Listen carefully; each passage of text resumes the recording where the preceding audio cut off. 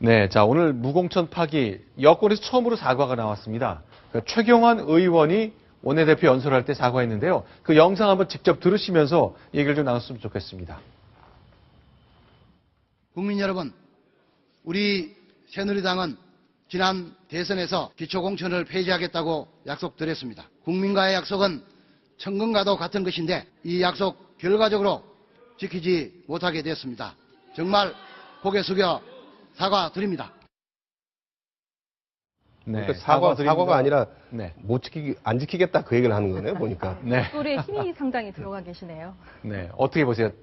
사과의 내용, 시점, 형식 어떻습니까? 네, 금방 김정은 부장 말씀했지만은 좀 적절치가 않았죠.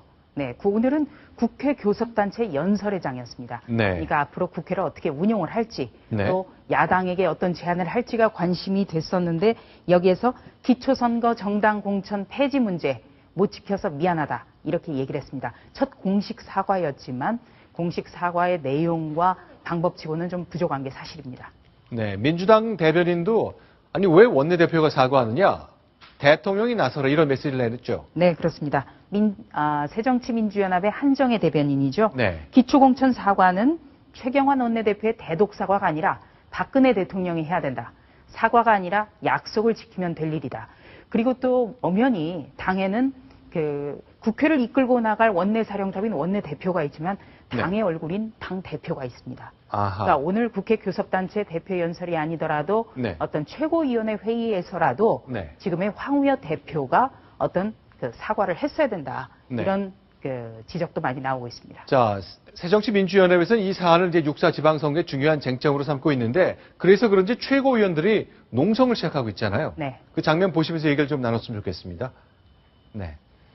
자, 여기가 일단 국회 로텐홀 같은데요. 네, 강기정 의원 등 당의 어떤 강경파로 분류되는 10여 명의 의원들이 오늘부터 국회 로텐홀 앞에서 농성을 벌이고 있습니다. 무기한 농성이라고 합니다. 네, 뭐 단식을 하거나 그런 건 아니고 일단 농성을 하는 거군요. 그러니까 이 기초선거 공천 문제를 여야가 함께 폐지해야 된다.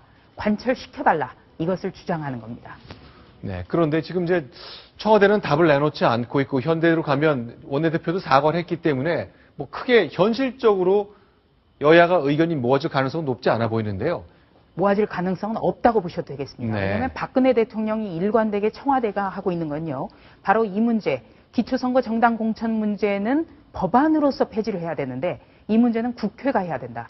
여야가 타협해서 하면 된다. 이렇게 하고 여의도로 공을 넘겼고요. 또 오늘 새누리당은 최경환 원내대표를 통해서 우리는 기초선거 공천하겠다라는 뜻을 분명히 했죠. 네. 그런데 이제 궁금한 게요. 이제 김한길 대표가 3월 초에 이제 통합을 선언할 때도 박근혜 대통령이 공약을 지키지 않으면서 거짓말 정치를 하고 있다 그랬거든요. 일단 대통령이 공약을 했지만 안 지켜진 건 사실이니까 뭐 움직일 수 있는 일이 아닌 것 같은데 그러면 국민들이 여권에게 좀 지지율을 떨어뜨려서 여권에 부담을 줘야 되는데 차이는 좀 벌어지는 듯한 인상이 있단 말이죠. 그걸 어떻게 해석해야 될까요? 예, 문제는 이제 박근혜 대통령이 독일을 다녀온 뒤 더 국정 운영 수행 지지도가 올라가고 있습니다. 지금 60%를 훨씬 치솟아 가지고 지금 65%를 향해서 가고 있는데 이게 집권 2년 차에 나타나는 아주 좀 드문 현상이죠. 이제 떨어져야 되는데 오히려 더 탄력을 받아서 올라가고 있거든요. 그래서 이제 새정치민주연합에서는 언론에게 굉장히 불만들이 많더라고요. 약속을 안 지키는 박근혜 대통령과 여권에 대해서 따끔하게 지적을 해야 되는데 왜 우리만 가지고 그러느냐 이런 항의가 굉장히 많습니다. 그런데 박근혜 대통령이나 여권에도 문제가 있지만 또 과연 기초공천을 폐지하는 것이 새정치냐 여기에 대해서 의아함을 가지고 있는 사람들도 많거든요. 지금이라도 새정치민주연합에서는 이 기초선거 공천을 했을 때 나타났던 폐점은 뭐였고 바로 우리가 어떤 점을 지켜가기 위해서 이런 걸 한다. 이런 논리를 좀 설명해 줄 필요가 있겠습니다. 자, 박근혜 대통령이 이제 지지율이 고공행진을 계속하고 있는 것, 뭐 2년차 되는데도 떨어지지 않은 건 기본 사실인 것 같은데 제가 작년부터 쭉 관찰을 해보면요. 민주당 주장 중에 뭐 많이 틀리지 않는 것 같아요. 일단 대통령이 공약 안 지켰고 특히 국정원 선거개혁 관련 것 같은 건 중요한 문제잖아요. 당연히 문제 제기할 수 있는데 그냥 제 질문 드리는 것은 너무 그 이슈에 올인한단 말이죠.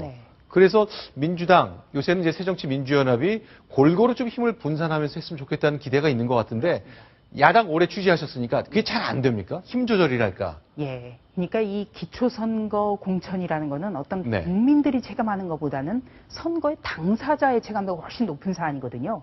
그래서 정말 새정치민주연합에서 새정치를 걸고 우리가 어떤 새정치를 하고 있다는 모습을 보여주기 위해서는 네. 이 문제 외에 민생이면 민생, 법안이면 법안 이렇게 나눠서 힘 조절을 할 필요성이 있는 거죠. 네. 네.